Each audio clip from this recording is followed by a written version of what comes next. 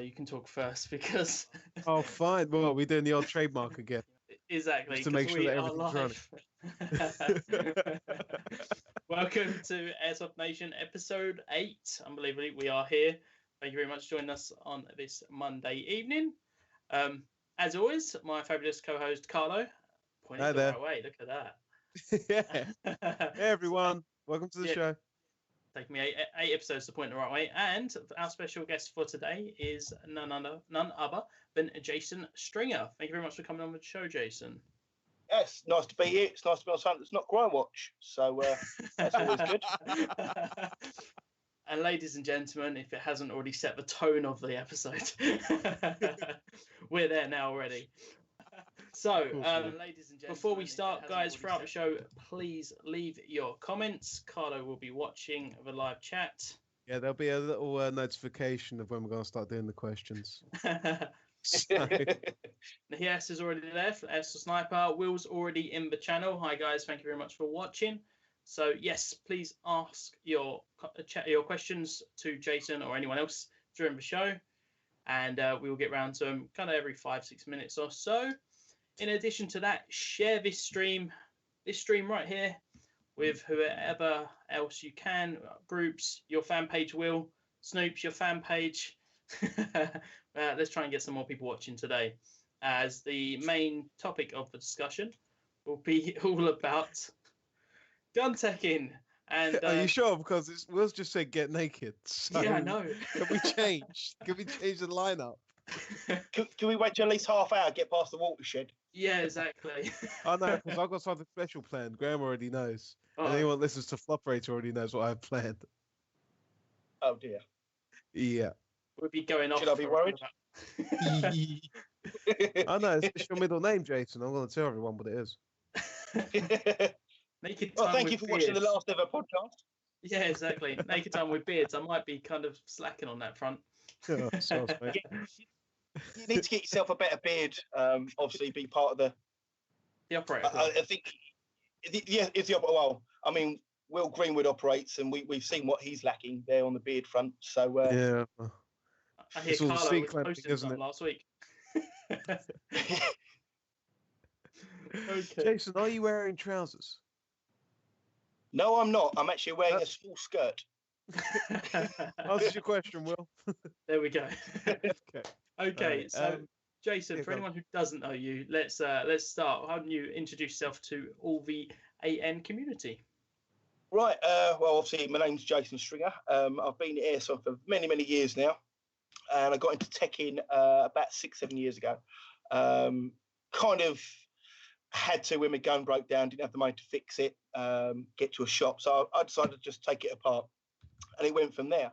And then obviously looking at stuff and working out things, I kind of got an enjoyment out of it. And then obviously working on friends' guns and then trying to push the boundaries of what we can do. I mean, my main thing that I do pride myself is the range I can get out of a low-powered AEG. And many of my teammates started wanting their guns done.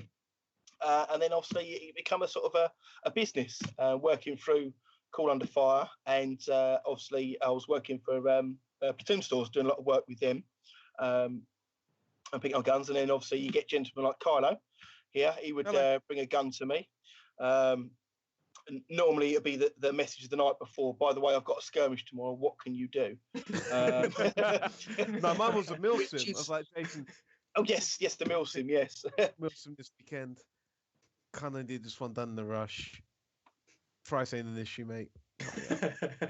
Yeah, I have a few of those. But yeah, so and just like it's like become quite a big thing for me. At one point, I was sort of pushing 5-6 guns a week. Sort of I do everything from basic upgrades to complete builds, and also do all the repairs and stuff like that. And I've slowly moved into doing spray jobs, as Carlo remembers on his 249 lives. Oh, the 249 lives, yeah.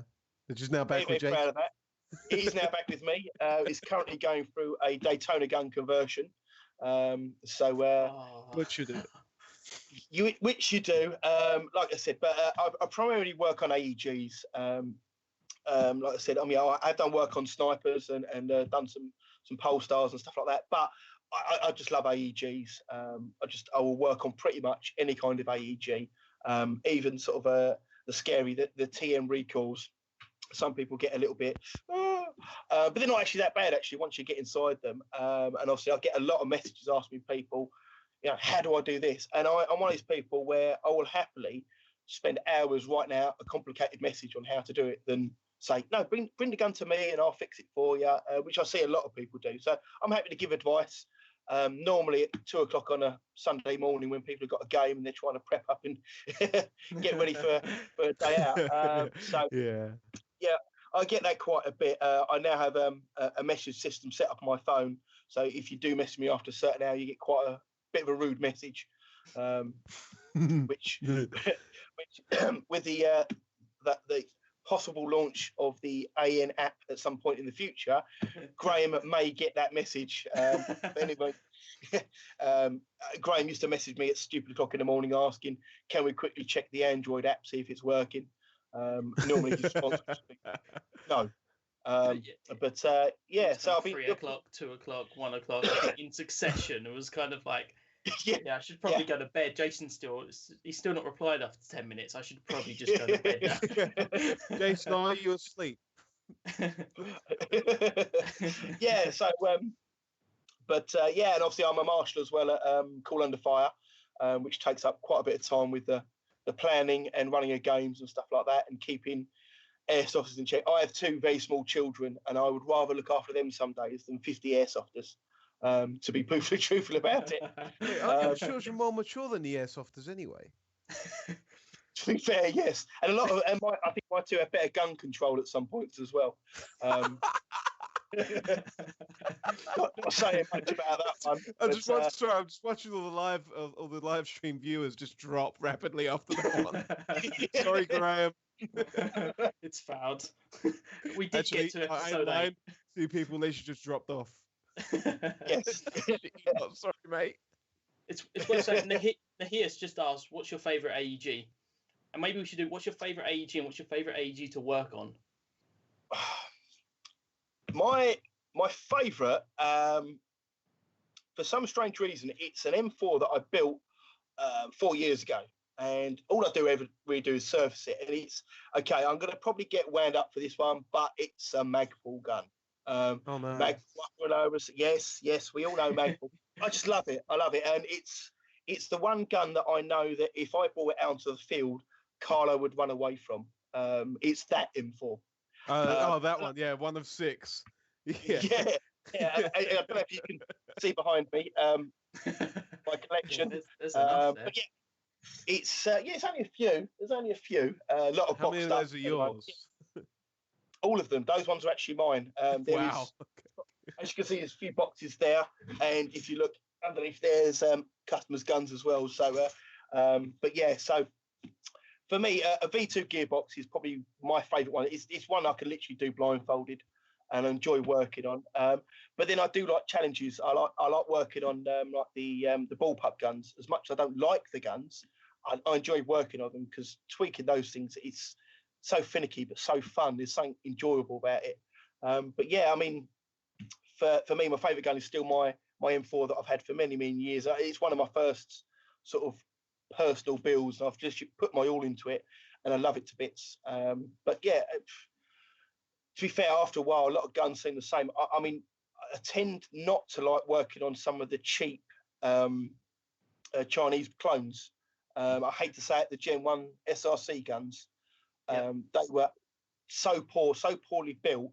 You know, every screw would 9 times out of 10, you undoing the screws in the gearbox and you kill the screw head. So you end up having to drill the screw heads out. It's just poorly made guns. Yeah, I mean, I've done so many builds, I couldn't really narrow down which one would be my favourite gun. But for me, my own personal one is my M4. But I have a new one that I'm going to try not to tinker with. It's one of the new Nutrol Delco Recon Alpha range. Yes, very nice. So it does. I'll tell you what, it's the build quality is lovely. It does feel really nice. It's not too heavy, but it's not too light. And yeah, I mean, just the trigger response on it's fantastic. So yeah, I want to get out to a field soon, see how it performs as a standard. I mean, these guns come with standard type bore barrel, want to see how they will sort of perform against a lot of the market brands that are out there, and really to be honest, they're pretty good. Yeah, I mean, I haven't actually heard much bad things about them, to be honest with you. No, not at all. So, I mean, they can be quite clunky and a little bit heavy if you have like little spaghetti arms. But for any man that wants to pick up a riff, or woman for that matter, I'm not sexist. I just hate everyone equally. You just have to train with it. Exactly. But then I operate, so I'm an operator, as we all know. So it should be an issue for me. I'm a floperator. I don't do anything. You can find him in the safe zone. It's round the corner. I love this. Jason, your friend Rob Bearup has been hurling some abuse out in the thing. He says you have spaghetti arms.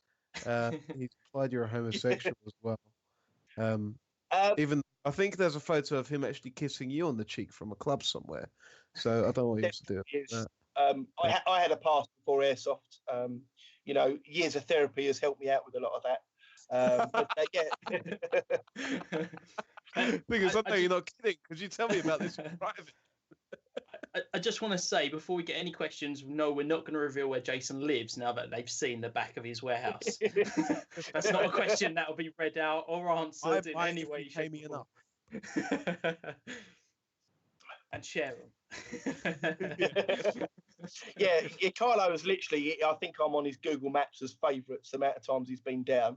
It is a bit of a standing joke between me and Carlo. My son has an obsession with pirates, and he has a small pirate figure he loves. He's actually named him Kylo because he has the beard and everything. Very cool. Will you have a world full of pain and hurt? That just comes up for it, isn't it? Where does Jason live? Jason lives in a house. So that answers that question. Sorry. He's got the same brick wall I had last week, so it's obviously a green screen. None of this is real. Ignore all this behind you. It is not here. No, it's all pieced together through Photoshop. I mean, even the sunshine from the background's not real. So, next week I'm going to come with that as the green screen now. I'm going to get the whole photo. Jason, what's the file? Send it over. So, Jason, out of interest, is it just AEGs you deal with? Do you deal with Springers? Do you deal with gas blowbacks, HPAs? Obviously, you got the Polar I've just discussed, or Daytona, sorry. Yeah, I've done a few HPA builds. I do work on gas guns as well. I've done a few Springer snipers. One of the biggest things with snipers, I don't think people quite realise this, is sometimes the amount of money you've got to pile into one of those to actually get it to fire some decent distance. I get a lot of the well snipers, the cheap £100 brand snipers. People bring to me and say, I want this to fire sort of 80, 90 meters. And when I tell them how much it's going to cost, they kind of cry. 3 times the rifle at most of the time, isn't it? Yeah, I mean, I do get asked what's the best one. I mean, go for a VSR. Out the box, they're good. And obviously, upgrades wise, you still put quite a bit of money into it, but you're still going to get a decent rifle to start off with. But yeah, I do all kinds. I do snipers, gas guns. Like I said, done a few Polestar builds. Recently been asked by someone to do some setting up for a DMR project, which I've got no issues with. But yeah, most of my work is AEG work. I think they're the easiest ones to work on, and obviously with the new legislations as well, gas and HPA, fingers crossed, it's still going to be around, but I think there's going to be a lot more. Lot less upgrades done to them because of the limits with the HPA and stuff like that. So we'll see what happens there, but hopefully they won't kill the HPA and gas users back too much. Yeah, we're still waiting on clarification for the gas and HPA users, myself included. Yes. Carlo, you've got questions. Let's go. Yeah, we do. Any more boot fairs coming up this year? Oh, funny timing. Midland Airsoft Boot Fair in the Jowl, end of the month. I'll be there. Literally just spoke to Matt Skirmish on Friday. Yeah, feeling rough. Friday, feeling rough. And Yeah, at the end of April at the jail. So I'll be there if anyone else is going there. Mm-hmm. And then Airsoft Boot Fair in Kent will be around about September. They normally do it. So that's really as much as I know southeast anyway. I don't know if anyone in the chat knows further up. Well, actually, everyone's just piling in their questions right now, even though they've had all show to do so. So thanks. Go for it. Thanks for skipping through all the ones now I now can't remember. Rob Davis has two questions here. Can you make a G&G reliable? Well, I mean, yeah, one of the biggest go-to guns used to be the G&G combat machine. Everyone used to say, "Oh, first gun, combat machine, combat machine, combat machine." Yeah, because it's not pneumatic. Huh? Oh, yeah, pneumatic blowback. Yeah, pneumatic blowbacks on G&G guns. It's yeah. G&G guns, I think something's happened. Maybe they've got a bit of a run of bad QCing, but I've had a few come across. The gearboxes haven't been that well put together, and slight issues with the hop units. Anything that can be easily rectified by obviously selling it and buying something better. I'm not going to say the word because I know this is going to get probably asked a bit later. But I think the new ones on the block are going to be the new pros. Personally, I think they're going to knock G&G off the top spot for budget era guns coming in, starter guns. Unless G&G can start thinking outside the box and bringing something better to their designs. I do think they're slowly starting to lose it. I think also the problem with G&G is they bought out so many guns too quickly. Yeah. You look when you buy a G&G gun, you get the little booklet with it, and you open it up, and you keep opening, and you've got an A1 piece of paper with 55 different variants of AR-15.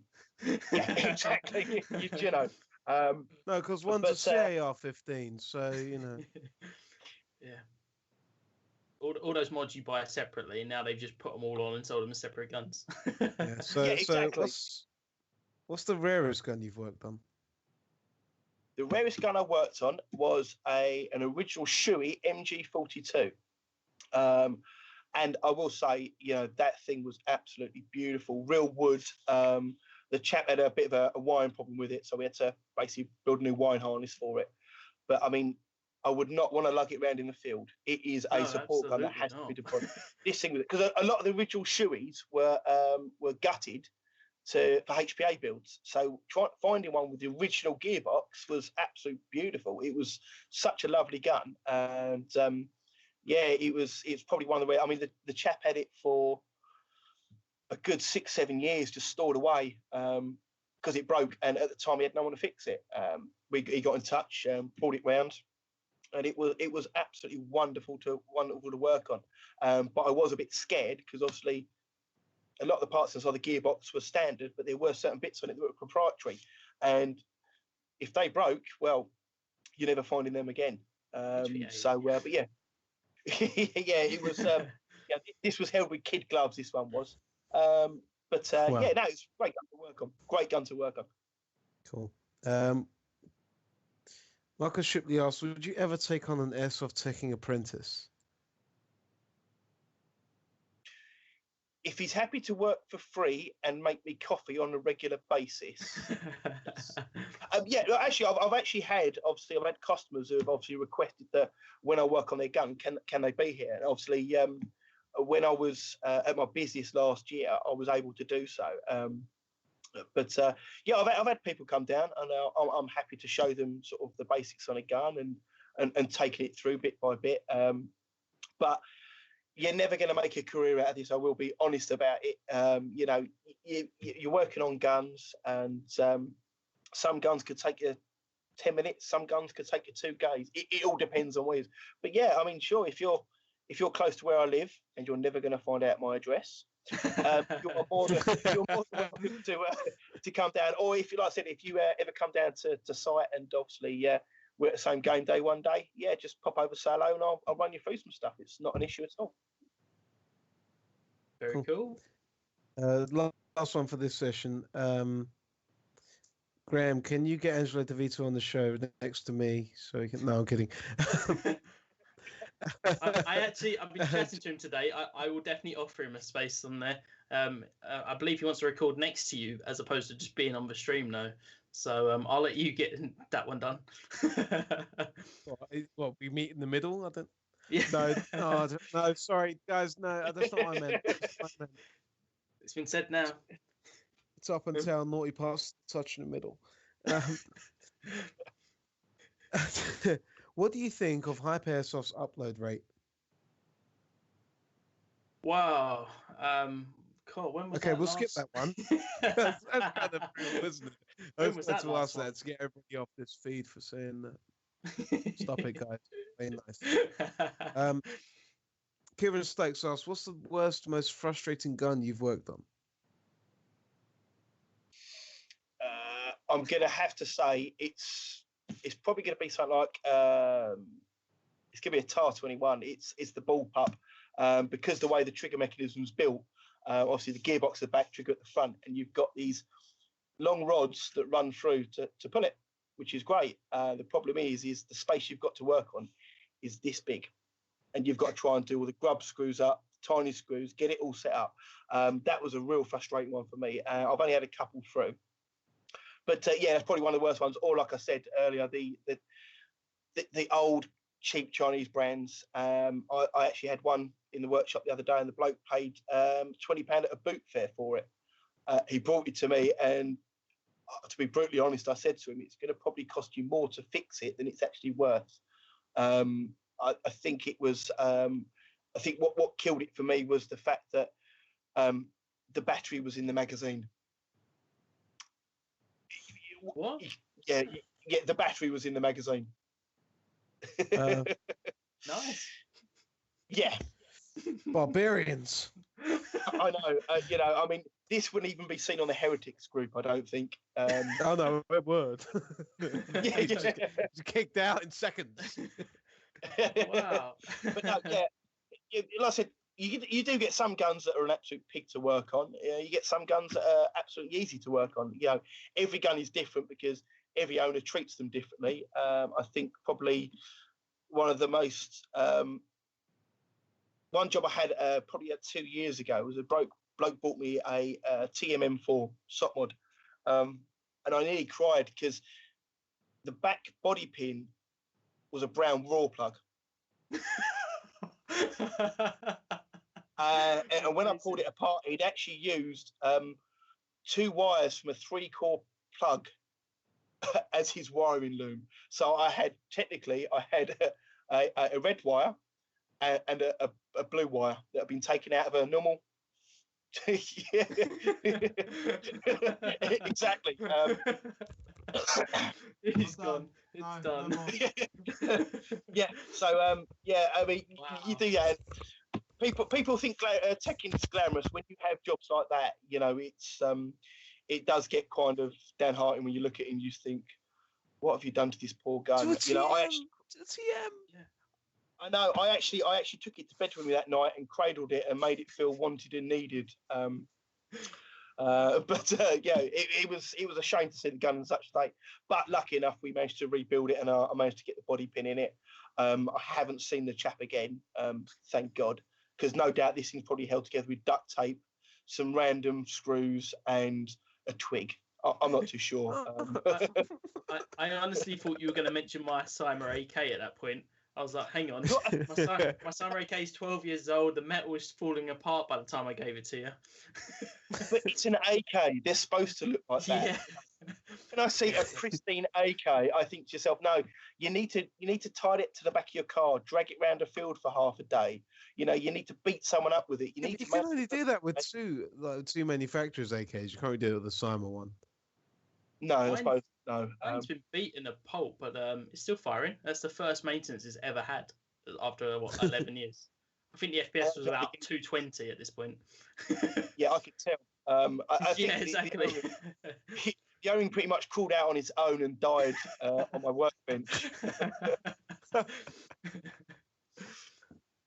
But yeah, you get up and down guns. It's like anything really. Any job, you get up jobs and down jobs. Yeah, So, absolutely. Can we start moving into the martial side of things, Graham, if that's okay with you? Yeah, let's go. Because I For mean, it. we This will be could interesting. talk about checking till the cows come home. We could have the UKC style. What and best this canoe, or what would you recommend for a beginner, and everything else like that. But at the end of the day, oh, it will. But you can have that in your private messages. You know, because I'm sure you love that day in day out, and I know you do. You tell me how much you do as well. Over and over And again. he also tells me about the holes that he digs in his back garden, but that's a different matter. What is best canoe, Ryan? Go away. The first thing is I want to ask you, especially when it comes to marshalling, is what's the main role of a marshal? Because I'm sure that a lot of people watching this don't really understand the full sort of role that you have to do as a marshal in terms of health and safety, so on and so forth.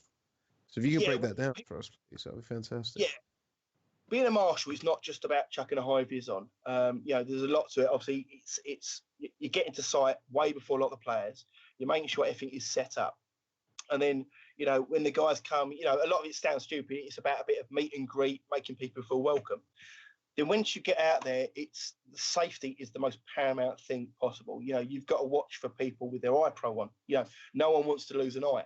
And the amount of times I see people literally just pull their goggles slightly forward, rub their eye and put it back. To me, that's still a no-no. You know, if you've got problems with your iPhone, you put your hand up. That's what we're here for. One of the main jobs is conflict resolution, because you will see it quite a bit.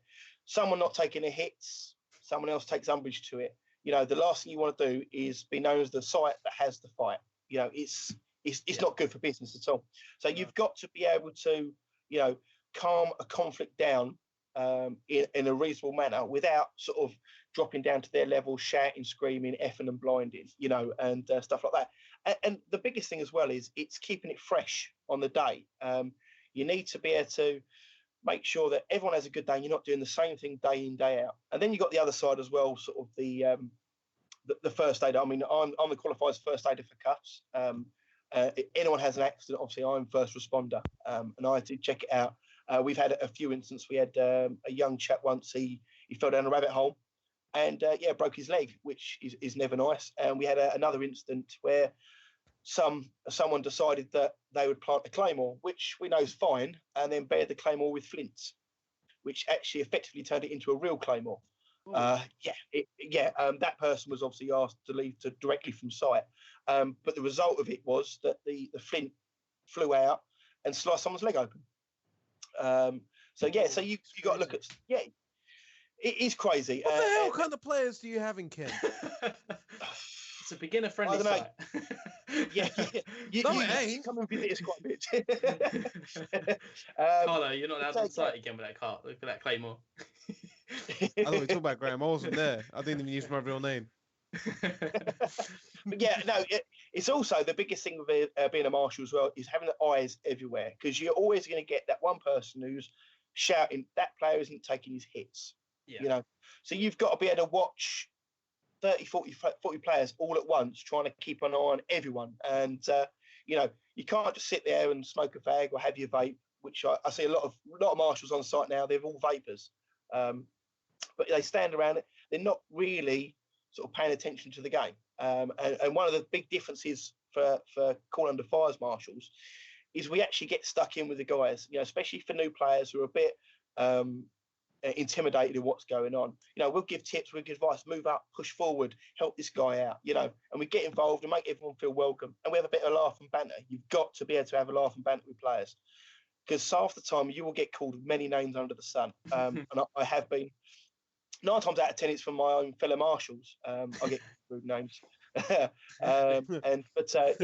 And I think one of the biggest things is you need to be able to take many, many, many hits from a BB. Because for some strange reason, I don't know if it's just Kent, because I know it happens at Darkwater as well. But as soon as you've done that, which is in Kent, we get targeted. You know, I was actually sat on top of a building. There was no reason to shoot me, but about 4 guys lit me up for no apparent reason. I think it's just because it's you, Jason. And you're not going to fire back. When we have big numbers there, we do actually, a few of us do carry around pistols just for honesty shots. Yeah. Just because when you get that one player that gets reported for not taking his hits, you want to test him out and test the water, see what it is. Are they usually wearing a helmet? Am I usually wearing a helmet? No, the player doesn't take the hits. They're usually wearing a helmet. Sorry, that's one of Rob Barrett's questions. Yeah, I think a lot of it is because with the helmet, sometimes they don't feel or hear it, especially if you've got your nice big Peltac ear defenders on, you're looking all operator. But yeah, it's when people are not taking hits, 9 times out of 10 is because the kit they're wearing is restricting the movement, the feeling of it, basically. If someone shoots from range, they're not going to hear a little pling come off or just ricochet off the top of the helmet. So so the hit taking and being aware of everything that's going on around you is very utmost. You can't just stand around and twiddle your thumbs. You've got to be alert. You've got to see what's going on, because at any moment, going back to the safety, if someone hurts themselves, you need to shut that game down straight away. You need to make sure that everyone is aware we're going down, guns are down, and everyone's safe, so you can make the situation safe. And it's just about doing that, really. Do you think there should be an age restriction? And this comes from Andy Snoop, even. Snoop Snaps. Snoop Snaps, yes, it. Mate. Should there be an age restriction on marshals? I think that would be yes, anyway, from a kind of insurance / responsibility. But I can imagine some sites don't if the person's kind of wants to enjoy that role. I don't think there should be an age restriction, but what you got to think about is when you've got a gentleman who's in his late 30s, early 40s, and a 13-year-old in a high vis comes up and tells him you're not taking your hits, I can't see it ending well, to be honest with you. It's that kid's either going to be shouted at or he's going to get thumped. So age restrictions, not so much, but obviously site owners need to be aware that obviously bringing younger kids onto site as a marshal, personally, I don't think it's wise, because obviously a full-grown adult screaming and shouting at a child is obviously doesn't look good, to be honest with you. But yeah, I mean, we do have we've had some people come up and obviously the kid doesn't want to play for some reason.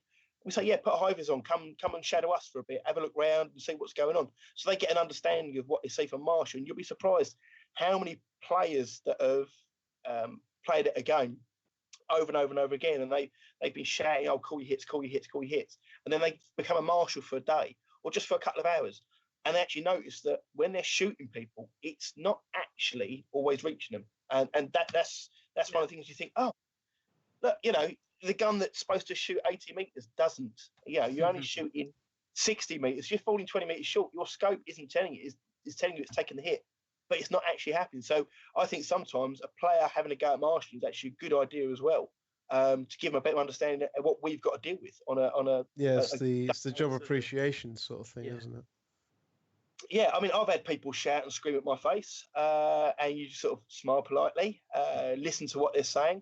And obviously, if they do get rude and abusive, you ask them politely to leave site. But 9 times out of 10, letting someone have a rant, have a scream, have a shout, let them get it out of the system, go and have a cup of tea, and then they calm down, they get on with the game, which is always good.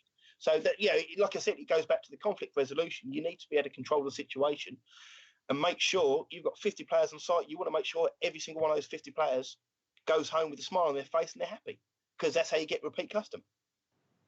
Yeah, absolutely. Sorry, I'm writing all this down. This is really important. Conflict resolution, Carlo. Learn it. Kick a tree, carry on. It's a technical term. Yeah. I don't bother with that. For the guys who aren't aware of what is Call Under Fire, did you want to just give a quick rundown? I have just shared a link in the comments to the page on Airsoft Nation, which gives a full breakdown and photos and stuff like that. But why don't you just go through and just let everyone know what Call Under Fire is? Okay, Call Under Fire, we've got 2 sites. Obviously, we have CUF, the abbreviation of Call Under Fire, if you hadn't worked that one out. CUF Skirmish and CUF Battlegrounds. Now, CUF Skirmish is like a small site. It's only about I'd say 25, 30 acres. It's in a disused orchard, but we've built stuff in those orchards. I mean, we've got areas, we've got a POW camp. We've got a really close quarters village that has a helicopter slap bang in the middle. But it is literally, you're talking close quarters. You could turn a corner and, you know, someone's on top of you. And then we have like was formerly known the rocket site until due to lack of maintenance, the rocket decided to rot and fall apart. And it's currently being rebuilt at the moment. And that's a big 360 defence game, which we run quite a bit, where literally you are looking after a whole perimeter. Then we've got the forward operating base at the other end of the site. And, you know, 9 times out of 10, we run quick, fast-paced games, which allow, especially for a new player, to get into it. It's not a long, drawn-out game. You know, we run the games, make it very quick, very simple. And, you know, it's a nice, friendly atmosphere. We've got brilliant facilities on site, free charging, free tea and coffee. Best toilets I've ever seen at a site, which completely threw me off. Yes, we are probably one of the only sites to say that we have a working shower. Yes, we do. Yes, a working shower. And finally, I can have a shower that when it isn't my birthday or Christmas. And we actually provide heaters in the toilet for the cold seasons, which is nice because no one likes a cold body, do they? But we've got that. We have a huge barn that normally holds, it's our safe zone, part of the safe zone. So in the colder, wetter weather, obviously you are able to stay in there. We have heaters. And obviously we have on-site shop platoon stores. Those are guys who don't know, they're the lovely shop in Rochester. Free promo for them there. And, you know, they are great guys. And then we have Battlegrounds, which is our bigger site. This is more like 80 acres. I can see rubbing his hands. Battlegrounds is Cuff's bigger, meaner brother. You know, it's not for the faint-hearted. I mean, Carlo's played there. It isn't. It really you know, isn't. And if you haven't got sensible boots with decent ankle support, go home, get some. Forget about it. I mean, it's mixed terrain. I mean, someone come down a while back, and his words were, "It looks like something out of BBC documentary of Kandahar." I mean, we got, you know, brush. Wow. Yeah, I know. Go back. Yeah. But I mean, we've got the site is usually used by 4x4s, and the weekends we're not using it. So thanks to them, we've got a lovely 4x4 course that has divots and ruts, and we like to refer it as Death Valley. I mean, it is, especially Graham's point of view, it's a sniper's paradise. You know, you can snuckle up in those bushes and not be found. Then you've got the perimeter fence, so we can run vehicles around there. We do have 2 big lakes on site that, out of fishing season, we are able to use. Unfortunately, due to insurance reasons, my idea of having 2 rib boats with miniguns went straight out the window. Wasn't allowed that one for some strange reason. I think the risk assessment was way too big. But yeah, like I said, it's a huge. I mean, one of the other things we like about the site. The safe zone is a very large area. I mean, you can easily park 200 cars on it and still have space. And obviously, during the summer when we run bigger games, we're able to offer camping. So if people want to come and stay over the night, if they're travelling from distance, they can have the ability to camp on site the night before. We fire up the barbecue, have a few drinks and stuff, and then, you know, in the morning they're up fresh and ready, have a brew, get out and play kind of thing. But yeah, it's a big site, but it's not for the faint-hearted. I mean, it's in the summer, you want to be drinking a lot of water. In the winter, like Carla said, strong boots, because it gets moggy, it gets boggy, it gets muddy, and it saps your strength. I mean, it can be a very, very long day there if you're not prepared really for it. Yeah, that's bring snacks as well. Yeah, you can't see it, but I'm showing them a video at the moment from the Cuffs trader on Airsoft Nation. Yeah, I'll see it. Yeah, that's it. Oh yeah, Carlo, you can see it. Yeah, and I mean, you can already see guys going up the tracks there. Some poor lad has brought trainers. So yes. I can't wait. I absolutely can't wait to get out there when you guys go back on. And obviously during winter, you guys don't use that site. No, it becomes a bit too dangerous. You can't move around the site very well at all. It literally you're just clogging through mud, and where it's we're in the heart of Kent, it's very much clayey soil, so it sticks to everything. I mean, I remember the last game we had there in the winter. I was still trying to clean mud off my boots a week later. It was terrible. So we decided that obviously during the winter months, we're going to sort of not do it. And the advantage is, as you can see from the video, we can use vehicles around there. Obviously, I've got a few guys that have got military vehicles, and we're going to incorporate into games. So it's always handy to have them there. So yeah, it's, like I said, it's I'm just watching the video now, remembering the actual day. Yeah, I mean, we had a load of guys literally just falling arse over tit, covered in mud. But you know what? They were still smiling. They were still smiling, which is all good. Yeah, maybe I won't wear my crime multicams down there then. Oh, don't tell Will that. Screw Will. But it's an outside game. Anyway. Yeah, Will doesn't venture outside, does he? Oh, that's a good point. Apparently, he's a danger to society. Okay, we've got a question here. It's from Tim Brown. He's asking, when are the dates in May for Battlegrounds, as he's planning a mass invasion? Now, I'm not sure if he's training for Syria or whatever, but... Right, okay, May, we're just we're in talks actually working out what we can do for May. Because May for us is going to be sort of like the first game back. So we're going to make it big, but obviously not too big, because something that Graham's starting to smirk about, because he knows it's coming up, is something that we're bringing out in June, which will be, and Carlo's smirking now as well, Borderlands 2. Yes! If people don't know what this is, last year we won for want of a battle sim. And we've moved away from things like NATO versus Russia and military ops, and we've actually moved into DEA versus cartels. Can I show the photo before we go any further?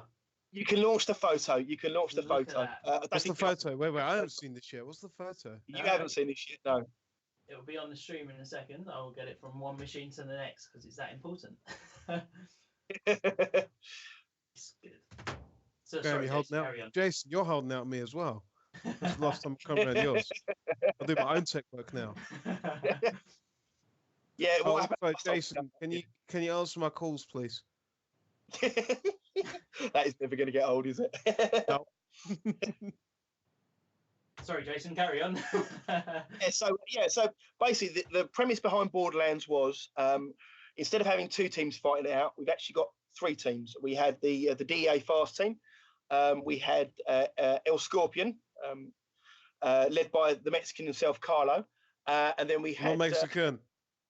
Yeah, and then we had La Tarantula. And basically, the premise behind the game was you're based in the Mexican-American border. And so we had disclaimer: real drugs were not used.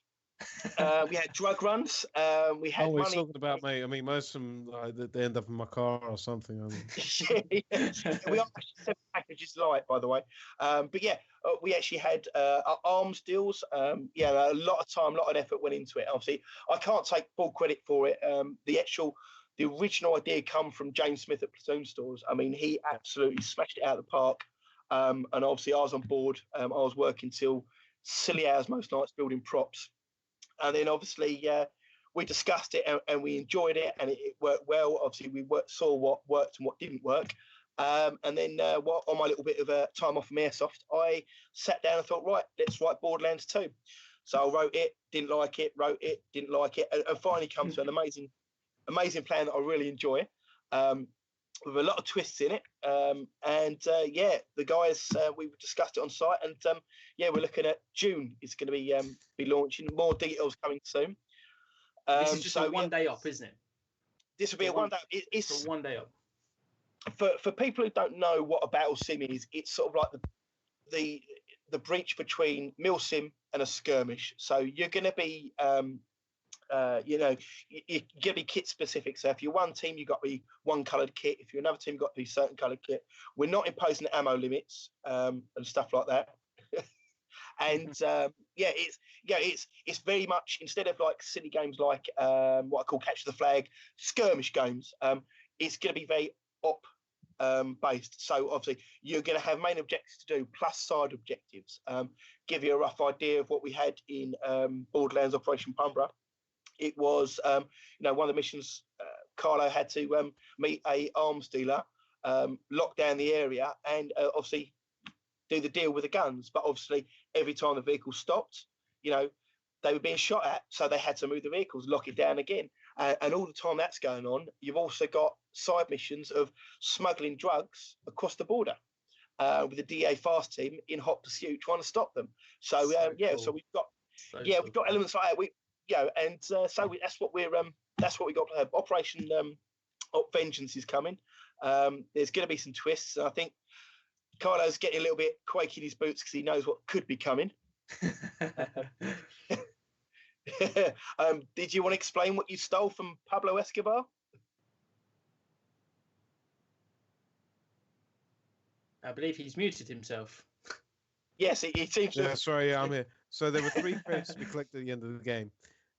One happened to contain a large amount of gold and cash. One contained dead wood, and the third contained Pablo Escobar's golden AK. Nice. Now these were all sealed with no way of knowing what was inside up until the end of the game when they were opened. What did we have? We managed to get the golden AK. Yes. The DEA team managed to escape with the gold and the dead wood. Well, I mean, that's what they're useful for anyway. I mean, they are just dead wood. So. Hi, well, Andy. the thing is, the good thing about this is each game, each battle sim, depending on the outcome of that operation, it depends on what happens on the next operation. So the result is that Mr. El Scorpion's team got the gold AK, which means he has Pablo Escobar on his case. So obviously the story coming up would be possibly involving a death squad that would be possibly going after the Scorpions. I can't confirm or deny that. And obviously, Phil Henderson has just stated you can't spell deadwood without DEA. now I know that's going to get some people's backs up because I know there's a few of my guys watching it as well. Well, lucky enough, because the EA captured the money, that means their numbers have now gone up, which is good. So I mean, this will be a book on place, book on day. Obviously, once we got this out of the way, obviously we're going to put the details up over the next week or so, and the great thing about it is it's not just a days of. What will happen is, obviously, once you book on, and Carlo knows all about this, is once you book on and you've chosen the faction you're going to be with, you'll be added to a group. That group will just be guys on your faction. Yeah, cool. So you can literally chat to each other, and over time, as we get over the last week before the op actually launches, and you're actually playing the game, we drop little hints of intel. Now, the whole idea behind it is, remembering the intel, I did actually see a few guys on the day scrolling through Facebook at their group trying to work stuff out. But yeah, the whole idea is, so we'll give you snippets of intel on the build-up week, which you get to use during the day. So it could be a grid location, it could be an area, it could be anything. So obviously the whole idea is it aids you on the day to complete your mission. And obviously with the side mission as well, it's very much a points-based game. So what happens is the team at the end will have the most points wins. Yeah. But depending on who completes on what op they've got during the objective during the day, depends on how Borderlands 3 if there is touch. Yeah, exactly. So it's constantly evolving, constantly changing. So but yeah, I mean, I don't know if I'm going to see any guys that were on one side change factions or stay with the same faction. It'd be good that obviously a lot of guys can stay with the same faction at the same point, changing it up. There's no rules to say you have to stay with them. But yeah, I mean, no, there isn't. It's just that we just have extra BBs for the traitors. Yes, yeah, no executions. Yeah, we still haven't found that Jap's finger. But yeah, I've got. That's why. I mean, neither have I. It's worth saying. Sorry, just quick on. So I know a lot of guys that are interested in milsims listen to this from when we had Random Trashy on, and ever since people message me about milsims.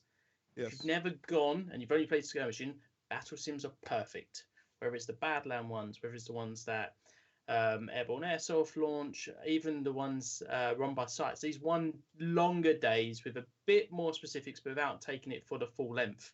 I mean, you can have such a great day of these battle sims because it's all about the role play, and that tends to be the most important aspect. You're playing on that team, aren't you? At the end of the day, you get that bit of extra intel, the hype before the event, essentially. So I know a lot of guys who are still going, I don't know if I want a milsim. But if that's the case, get yourself down to the battle sim. And if you're in the southeast, if not, you can camp the night before. Get yourself down to the battlegrounds. Yeah. Yeah. Last few questions, now I think we can start closing this off. Well, not so much a question, it's a demand. Andrew Wiley says, Jason, you're too busy chatting. Fix my M60. Again. Oh, his M60, yes. For anyone who doesn't know Andrew, I know Carlo does. This chap is putting my kids through college with the amount of guns that he's broken. I think there was an incident we had a couple of weeks ago. We went up to the barracks at Borden. He managed to kill his gun, then my gun, and then I think he ended up running around with just one high cap and an M4 pistol, which was quite, you know.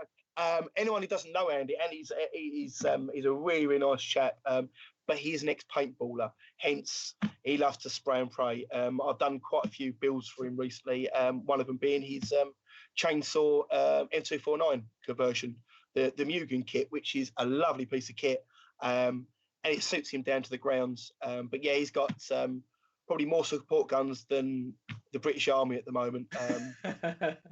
I say Andrew Wiley is support guns, isn't it? Bye, Jester. Best of luck, buddy. Hope you make it through surgery, mate. If he could strap them to his arms, I think he would do. But yeah, his M60's been a bit of it because it's an Aries. What people don't realise, some of the Aries guns, especially the early ones like the M60s, they're actually proprietary. So some of the parts in them, you can't just chuck in any old part. So we're doing a lot of tweaking because he wants a high rate of fire on his M60. I don't know why, but yeah, I mean, this guy can clear a box mag so quickly, it's unbelievable. Do you want to talk about the box mag and half a Bush Valley that still lives in it? I was going to say, we've had it at Bush Valley with the crater BB's gone through it at one day. Yeah, I think that's probably one of my funniest tech moments would be Andrew again. Sorry, bud. He messaged me Copping it from all angles, mate. My M60s stopped working. You know, I don't know what it could have been. So I said, okay, right. You know, when you get back in the game, drop it around whatever butchers. He's given me the box mag, and half of Bush Valley was inside the box mag. So I thought, what happened? Now you've got to understand this chap's a paintballer originally from years ago. So one of the big rules of paintball was never pick up a paintball and put it back into the gun. What's he done? He's dropped a whole box mag, 5,000 rounds on the deck, and scooped them back up into the box mag. So he's literally pulled parts of a forest and everything back into there. Oh, I think we just lost Carlo. Carlo's gone and he's messed up the live stream. He'll be back in a minute, no doubt. So, yeah, rule of thumb, kids, don't ever pick up BBs that are on the floor. Yes, let's just say he was definitely a fan of the M60 over there. Oh, look at that. Jason, you are 2 shoulders now in the live stream, which is lovely. I'll quickly sort that out. Cool. Okay, all right. While I'm sorting that out, guys, if you've got any questions for the last 5-10 minutes, please throw them that way. In the meantime, what we're going to do, we're going to wait a minute for Carlo to jump on the stream, and I will just talk to you about something I've been working on recently. And I can't really take the glory here, but I will show it just to get some feedback, really. And I know Carlo wanted to speak a bit about the Flopperator podcast. So, poor old Jason, look at that. That's pretty bad on you are literally split in half, Jason. Sorry about this. So guys, there we go. He's back.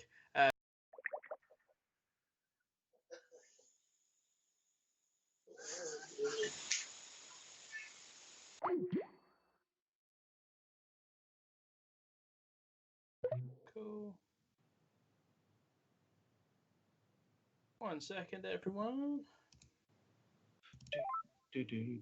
Oh, there we go. Welcome back. Thanks. I don't know what happened there. So, right, if you share your webcam, we're good to go. Sorry about that, guys. No, my laptop just went. Nah, you've had your time. Spin your camera around. Oh, spin your camera 90 degrees, mate. How's that? That better? Will be. No, definitely not. Okay, go back the other way. Live shows, all fun. Okay, yeah, cool. always, isn't it? Exactly, cool. So I can't read out any more comments now because I'm literally just running on 4G. Just wanted to come back in quickly and said, I'm going to switch over some stuff. I'll be back in a minute. Sorry. You're good. Okay, guys. So I just wanted to quickly highlight something. I've been having a word with Airsoft DB. If you don't know who these guys are, they've been working on basically a price. Oh, it's not a price. A stock checker. So that, and essentially we've now embedded that into Airsoft Nation.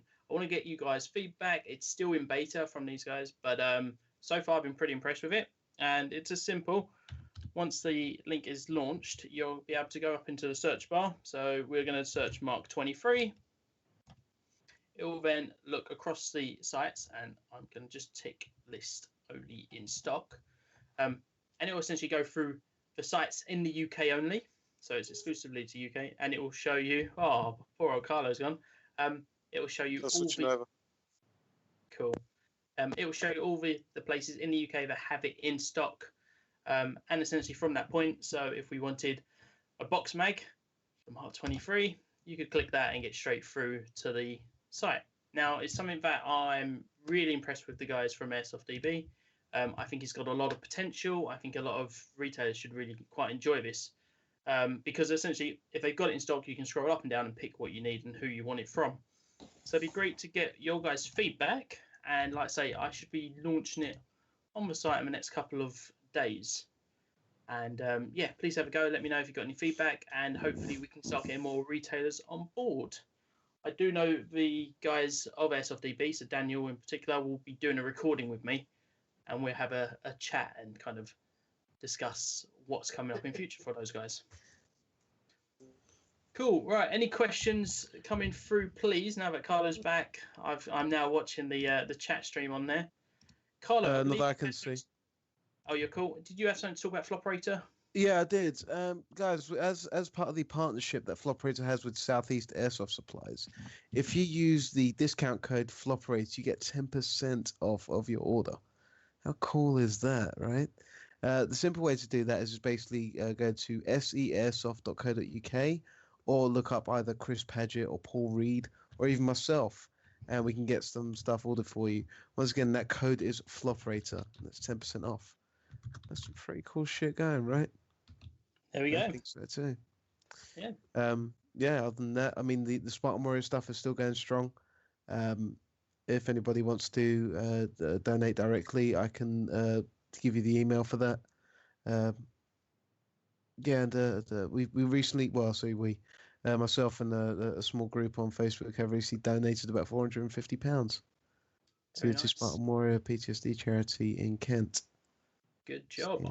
I believe in season 2 I will be doing a charity show, and the plan will be to get people on who are working in charities and kind of discuss the way Airsoft can help. So that's fantastic news. Good Does that mean I get paid? No. You might be sidelined for them. No, that's fine. Okay, great. Cool. Okay, well, I think that is it on the chat. Unless you can see anything, Carlo. Obviously, we had a little. No, it's just a lot of people. Yes. Yeah, everything else. Well, if that is the case, I think it's best to find out. Jason, how can people get in touch? Yes. If they've got any guns to fix, if they want to come and play a Call Under Fire, anything else? Yeah, I mean, if you look up Call Under Fire on Facebook, obviously we have a page in the group. Pop yourself onto one of those. Obviously, I have them in both, and obviously we put dates up on a regular basis. If you want to get hold of me for tech work, you can get me on. I've got a Facebook page which is SRU Tech. Have a look on Facebook. I mean, the page has had been neglected for a little while. I've not had a chance to get any work, but it's in the pipeline to get done. And obviously, like I said, most people private message me. But all I'm going to ask is politely, anything after midnight, please just don't. Because you're just going to get something rude and abusive back to me, which is it's not great customer service. But I do need my sleep at some point. And obviously, keep an eye on the sleep page. when you're dead. Yeah, you obviously haven't got kids, have you, Carlo? Not on my own, no, but I have taken a few. I shouldn't say that. You don't know, you shouldn't. I can actually clarify, Carlo held my child and he did give him back. But yes, you can guess on that. And obviously, yeah, actually, we did have 3 at one point. We've only got 2 now. I'm joking. We've only got 2 kids. Carlo hasn't stolen any children. But yeah, so yeah, just keep an eye on the page for stuff. And obviously, I will be spamming pretty much every single group on Facebook that I'm a member of with details of upcoming events for cuffs and obviously Borderlands 2. So yeah, just all you got to do is just pop a message on Facebook. Like I said, all the details. And we do have a website, which is www.callunderfire.co.uk. That normally does our list of dates for the year. It gives us basically a list of site rules and bits and bobs like that. And obviously some photos of the day when you come down to skirmish, because everyone loves a new profile pitch. So we do try to aim to get as many photos taken on the day as possible, really. But yeah, check us out. Any questions, all you got to do is message myself, James T. Kirby or Carl Gunn. The 2 other guys are actually the actual owners of Call Under Fire. And we can get you back to you as quick as possible.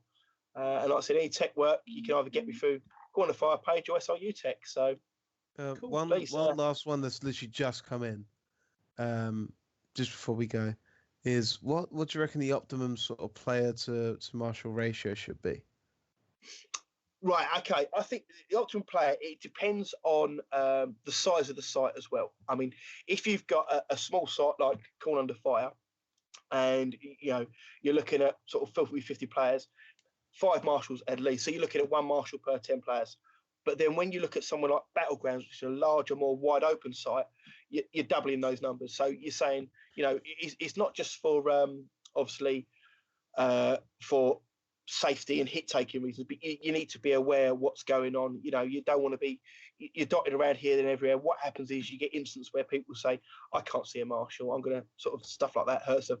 And obviously, if someone does have an accident, you need a couple of marshals to be able to get across the whole of that site to tell everyone to stop, guns down, kind of thing. So, on the larger sites, even with sort of 50, 60 players, you're still going to want sort of between 7 to 10 players, 7 to 10 marshals.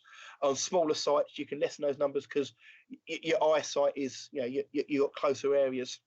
And then obviously you've got to look at places like the buildings, like the barracks, Red One School, the mall. There's players all over 4 or 5 different levels. So you're going to want quite a few marshals there. But rule of thumb for me, sort of, you want at least 1 marshal for every 10 players, really. That's something that we run at Cups. The bigger numbers we get, the more marshals we get. And sometimes we don't, obviously, when numbers are low in the winter, we lessen the marshals because there's not as many players. So some guys get to come actually play. Like myself, I've actually played a few times, which is good. But yeah, normally I would say a ratio of 1 to 10 is always a sort of a good ratio, really. Very cool. Carlo, what are you up to this week? I am staying at home with my family this week. It's Easter. Very nice. And no Sorry, guys. Anything with the Flop Rater podcast? Yeah, this week we'll be chatting with Alex Bailey and Dan Up regarding the recent events we were all at the jail. Military Minds. Yes. Military Minds Inc. event and Scotty's Little Soldiers. The unfortunate thing is it's been pre-recorded from like last week. And because I had such a massive backlog, Carlo, come play at Darkwater. No, Andrew, you spot and you'll steal my hats. I'm not coming to Darkwater, especially if you're there. Really, this was pre-recorded, really. So I mean, you're no different. I'm just stuck in the back of the mixer. Yeah. What actually happened was I didn't actually log. Like, my Wi-Fi never actually shut down. This is all pre-recorded stuff that Graham has actually got going on. Yeah. So he just let this video play. Very cool. Sorry, Graham. Pulling back the curtain. Mate. We're busted. Okay. And then my next to AWA. Never again. Sorry. Right. Let's wrap this. Chat with Alex and Dan from Military Minds Inc. Full in-depth thing about that. There's a lot of heartfelt, tugging at the heartstrings material in there, and it's a fantastic delve into the work that these guys do, the network that they're setting up. And last time we only really heard from Alex. This time we're going to hear from Dan as well, and his personal journey. and it's really something that I think that anybody here should really listen to, because it's something that you never quite fully realize unless you experience it yourself. And it was that sort of world that it it kind of dragged me into it. I mean, I chat to a lot of people about their involvement with the military and also frontline services as well, and how they've learned to handle, or say handle, um, rest their own personal demons. These guys are really, really exceptional at giving care and pushing forward and helping others, and that's just something that you kind of put a price on. So yeah, please give the show a listen. You'll find out a lot more information there, especially at soundcloud.com/floperator. And I will share it as on a Friday, as always. This week on Airsoft Nation, we actually have, I think as of now, around about 10 guys helping me write content. So on tomorrow, we will have an article on iPro.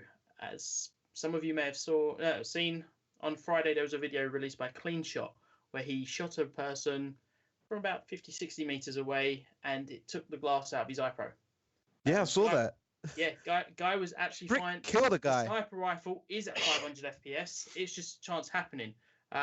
So we're discussing iPro, talking about the kind of different variations are there and the kind of safety rules that you need to check what kind of rating these glasses come at. Andrew, yes, he says about Hero Shark. I do mention that in the post. So that'll be on Tuesday. Interestingly, I got a call on Sunday. Someone was at a site and called me and said, "You wouldn't believe what's just happened. Someone just had their iPro shot out by an AEG." Exactly the same thing that we discussed on the Friday with a sniper rifle. An AEG shot it out. Again, the guy was absolutely fine, but it does bring that kind of thing of, we spend hundreds of pounds on kit, hundreds of pounds on rifles. Please protect your eyes. You're only going to get one pair. So that'll be coming out tomorrow, wrote by Anthony. Fantastic guide. Really looking forward to it. Thursday, we've got Team Beard, and I know Joe's in the chat. Team Beard will be doing the player spotlight. And then other than that, it'll be next Monday for Airsoft Nation Live. Episode 9 will feature Mike from Templar Airsoft. Mike Williams from Templar Airsoft, who's also got a battle sim coming up as well. So we'll be talking all about that. And again, having these discussions about battle sims, because they are definitely a lot of fun. Definitely a prize. Yeah, I can't wait to get to. I mean, I'm looking forward to Battlegrounds. Looking forward to that one. I'll be going there as well. So, I really can't wait for them. Remember which team you want to go on, Graham? The correct one, yeah. Yeah. It's like a small animal with a tail. One against That's the one you want to go for. I'm going against you. And calm down. Yeah, exactly. After the show. No favourite, but if you win, you're not coming back on season 2. I'm not getting paid for this, bro. And so thank you very much for listening. I do appreciate it. We've run slightly over, as always. We like to do that. So thank you very much, Jason and Carlo, for featuring on the show. And I hope you all have a fantastic week. So goodbye from me. Bye, Graham. Goodbye from me. Goodbye. Say goodbye, Carlo. Goodbye, Carlo.